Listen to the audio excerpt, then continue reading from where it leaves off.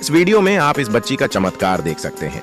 ये बच्ची एक ड्राइंग बनाती है और उस ड्राइंग को मोबाइल के सामने कुछ ऐसा रखती है जिससे कि ऐसा लगता हो मानो कि वह असली तरबूज को आइसक्रीम खिला रही हो।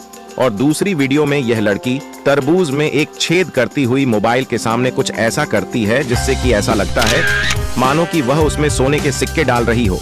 और आखिरी वीडियो में तो यह लड़की एक बुलडोजर को मोबाइल के सामने रखकर कुछ ऐसा करती है जिसका फाइनल रिजल्ट देखने से पहले यदि आप अपने माता पिता से सच्चा प्यार करते हैं तो इस वीडियो को लाइक करें, चैनल को सब्सक्राइब करें कि वह बुलडोजर उसे मार रहा हूं।